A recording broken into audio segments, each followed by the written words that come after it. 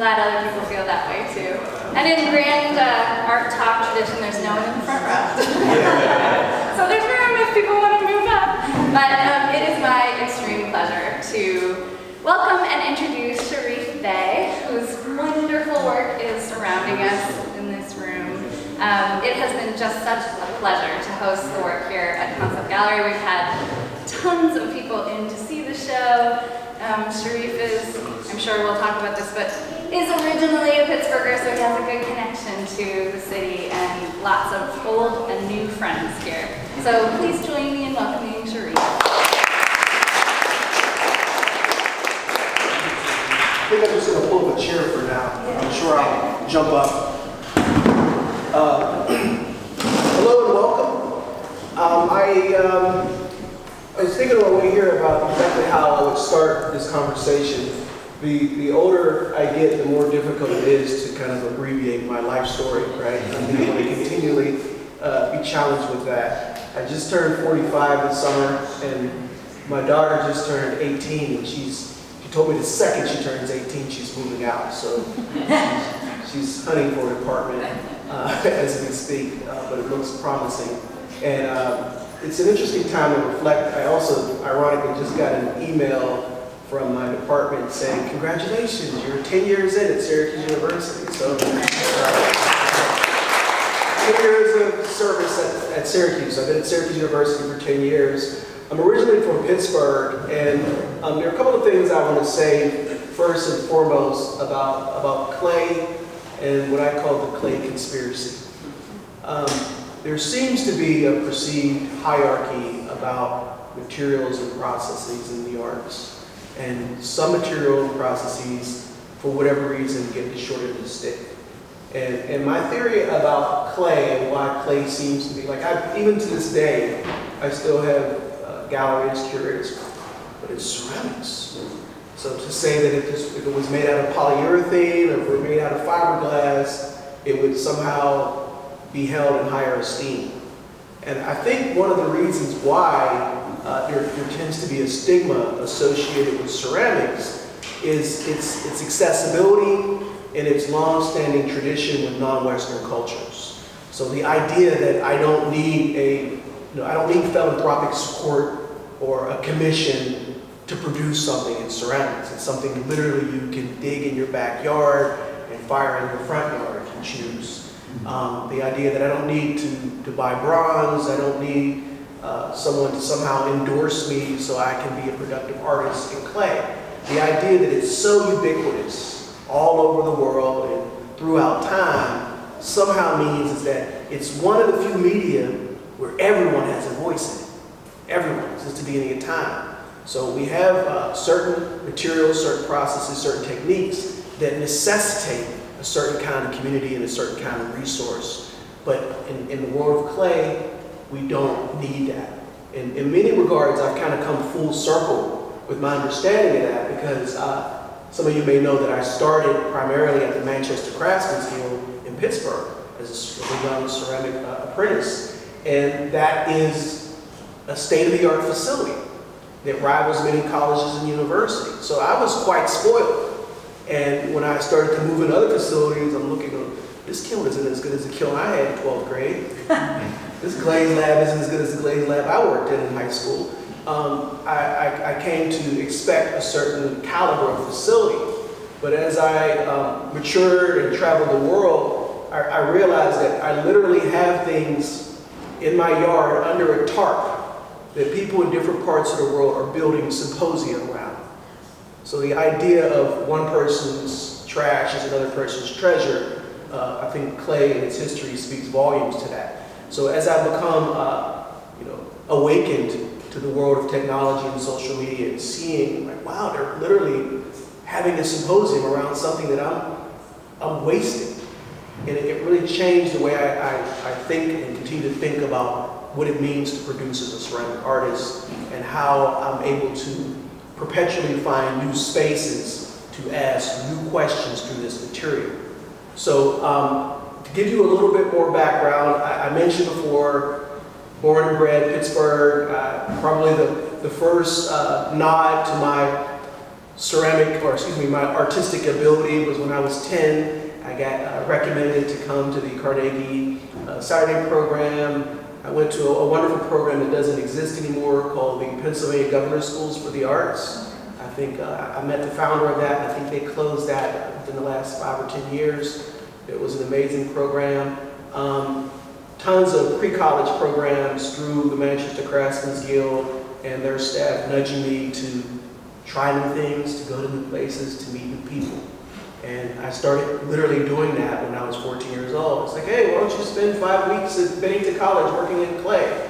And I remember going over there and these girls with tie-dye skirts, walking around barefoot, Grateful Dead on the radio. I was out of my element in Vermont in 1988. But the common denominator for me, and it continues to be, working in clay. So I had a place to retreat to. I had affinities with people through the studio. The same thing as when I was at the Manchester Craftsmen's Guild, there was always a Tuesday, Thursday continuing ed class.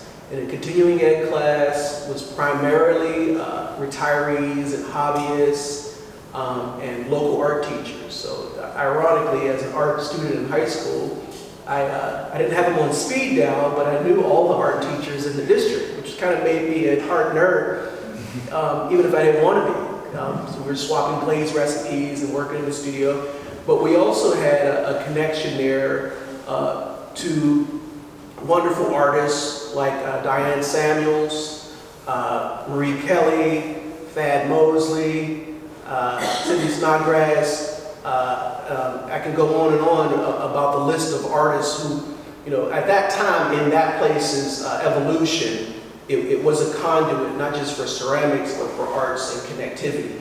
And in the early 80s and 90s, late 80s and early 90s, when the Manchester Craftsmen's Guild was really just getting off the ground, it was a very fertile place for making connections. And that became my formative education. And as an art educator today, I try as often as I can to facilitate these kinds of intergenerational, interracial, and also these kinds of spaces that push against the boundaries of class and accessibility.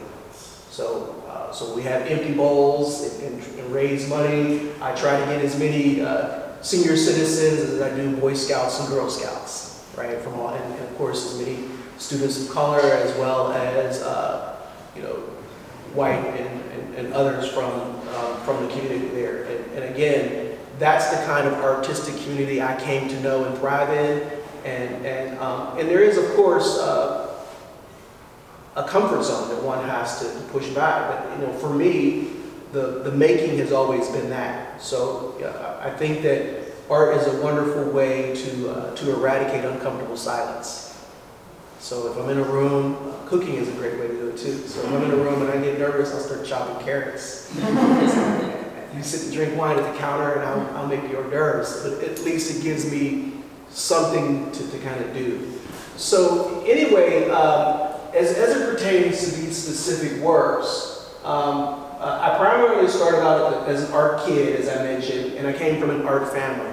But I was the first one to ever really take it beyond those Saturday classes. A lot of my family went to the Saturday classes, and once you get a job, you stop making art for whatever reason. But I think that many of us associate art with privilege because it requires time to reflect and build. So anyway, when I started the Craftsmen's Guild, I was primarily an art kid, and I was pushing myself to learn how to work on the wheel. And can I give a show of hands that has ever tried or succeeded on the potter's wheel? Tried? That's two separate hands. So I used to always say it looks a lot easier on channel 13. All right, when someone just sits up, okay, it's my turn. And you're happy to get I call them prehistoric ashtrays. But anyway, I won't say that I was a fish to water. And what is typical for beginner potters is people end up making things really, really thick. And I always had an excuse for everything. And in my cocky 15-year-old voice, I was like, I meant to do that. I'm going to carve mine. So when I first started, I would do a lot of intricate carving, kind of relief patterning and things, imagery around the pots. And of course, over the years, the pots got better. But one of the things that I think that really, really instilled in me is a deep appreciation for surface pattern. And I also come to understand that surface pattern there's an obsessiveness about what it means to make a pattern. And sometimes patterns can be very intricate and very meticulous, but also sometimes there's a sense of nonchalance about a pattern. One might argue that Jackson Pollock's works have patterns in them, right? There's a pattern in how we move, and the result of the marks we make are patterns. So, and as I started to become interested increasingly in West African sculpture and West African art in general, I started to find certain conventions that matched my own aesthetic interests. And when I talk about what I do, I really respect different modes of working and different artists who come to ideas and pursue ideas in different ways. But in my case, I always kind of dispel the mysticism of creativity. It's not magic, it's research and cause and effect. It's not magic, it's science. You look, you recess, you regroup, you revise, you try it again. So this idea that that this kind of magically happened or the opposite. I don't think everything we make is this contrived thing that comes